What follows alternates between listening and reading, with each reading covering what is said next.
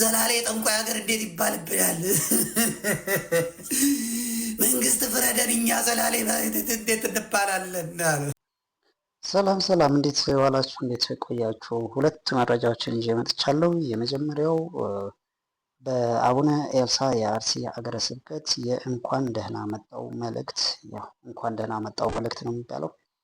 በዛ ዙሪያ ያቀረቡትን መልእክት እንዲሁም ደግሞ የዘመድኩን በቀለ ስለ አባ ሀምሳ ያወጣው መረጃ ነው። እንግዲህ ዘመድኩን እንደሚለው ከፍርድ ቤት ደረሰኝ በሚለው መረጃ መሰረት አባ ሀምሳ ያላቸውን ንብረት እየተቀሙ እንዳለ እየተወሰደባቸው እንዳለ ነው እያቀረበ ያለው።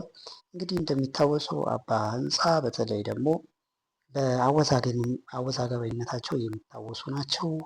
በአንድ ወቅት የእመቤታችን ስዕል ተቀዶ ለምን ያልቀድነው ለምን ያልሞትን በሚል ያቀረቡት መልእክት እንደሻሩትና የእመቤታችን ስዕል በተለይ ደግሞ በደመራ ዕለት ይዞ መውጣት እንደማይቻል አድርገው ሲያቀርቡ በእርግጥም አወዛጋቢነታቸውን በትክክል የለዩበት ሁኔታ ይታወሳል።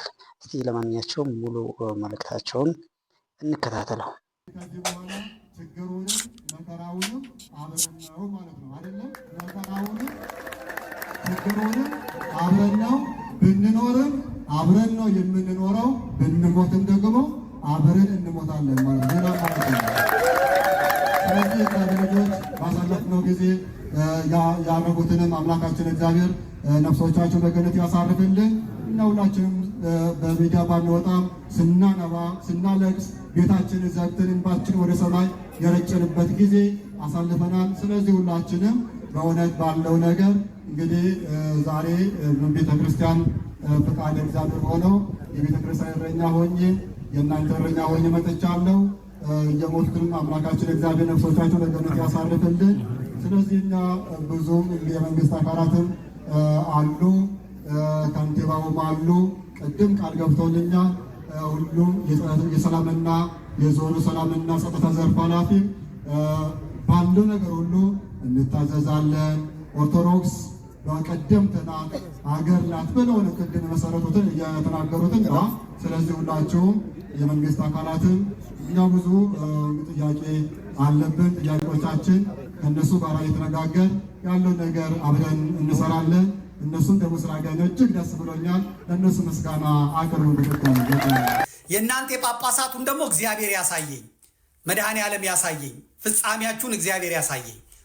እናንተ ቤተ ክርስቲያን ላይ እንደቀለዳችሁ፣ ቤተ ክርስቲያን ላይ እንዳሾፋችሁ የኢትዮጵያ አምላክ የቤተ ክርስቲያን አምላክ ተገለጥ፣ ተገለጥ። ጅራፍህን ከመቅደሱ ጀምር።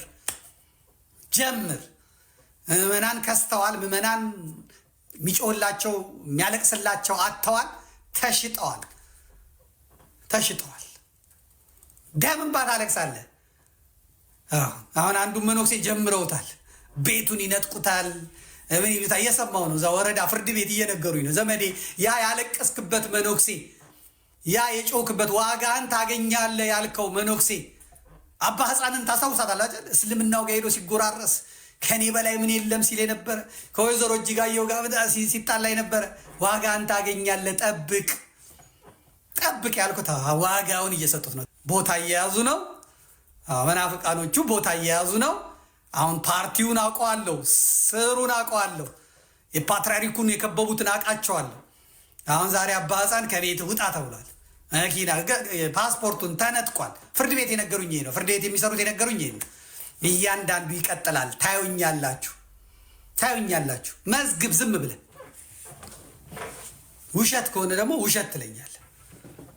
እንደ ፋንንክ አትቀርም።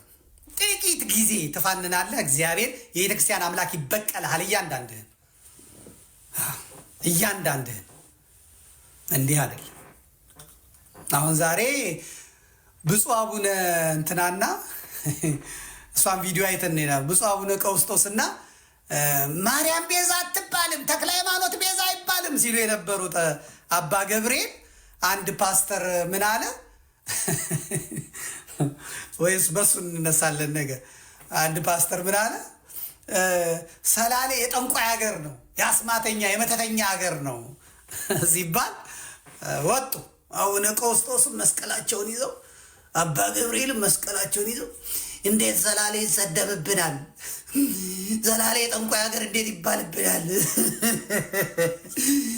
መንግስት ፍረደን፣ እኛ ዘላሌ እንዴት እንባላለን? ያውላ ህዝብ ሲታረድ ያውላ እንትን ሲባል ጸጥ ብለው አራጆቹ የነሱ ዘመዶች ስለሆኑ ዝም ብለው አንድ ፓስተር የራሳቸው ዘመድ የራሳቸው ወገን ሰላሌ ስላሴ ሲሰደብ ዝም ብላችሁ ሰላሌ ሲሰደብ መስቀል ይዘህ ትወጣለህ። እግዚአብሔር ሆይ ፍረድ ፍረድ።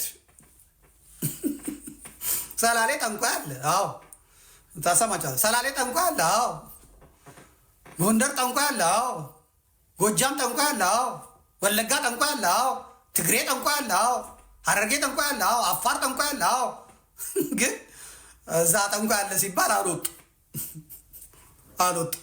አሁን ሰላሌ እነሱ እዚህ በቃ ይቺን እንትኗን አድቫንቴጅ መያዛቸው ነው። ከስላሴና ከሰላሌ እስቲ እግዚአብሔር ያሳያቸው። እዚህ ምንድን ነው የሚሉት? አቡነ ቀውስጦስ በመሞቻቸው አሁን ሳምንት የቀራቸው አረጋዊን አባት ያንከለክላቸዋል። ይሄኛው መጥቶ እኛ በምናውቀው ከ11ኛው መቶ ክፍለ ዘመን ጀምሮ የመምህራን መፍለቂያ የዚህም ዋና መስራች የመምህራን አባት የኢትዮጵያ ብቻ ሳይሆን የዓለም ብርሃን በመባል የታወቁት ቅዱስ አባታችን ተክለ ሃይማኖት ናቸው። ቅዱስ አባታችን ተክለ ሃይማኖት ወደዚህ ቦታ ሌላውን ክፍል አስተምረው ቆይተው ወደዚህ ቦታ መጥተው ይችን ሰላሌን እግዚአብሔር ፈቅዶ ሲያስረክባቸው የተናገሩት ቃል አለ። በፍጻሜ ዘመን በሽምግልና እድሜያቸው ነው። ደብረ አስቦን ሁሉ ግራሪያ ነው የሚለው ገላቸው። ግራሪያ የተባለችዋን ሰላሌ ይችን ሀገር የሰጠኸኝ ክብር ምስጋና ይግባ ብለው እግዚአብሔርን ሲያመስግነዋል። ያመሰገኑበት አንቀጽ አለ። ኢትዮጵያን አረስርሰዋል። አቁምልኝ፣ በሰፊው እመጣበታለሁ ብያቸዋለሁ።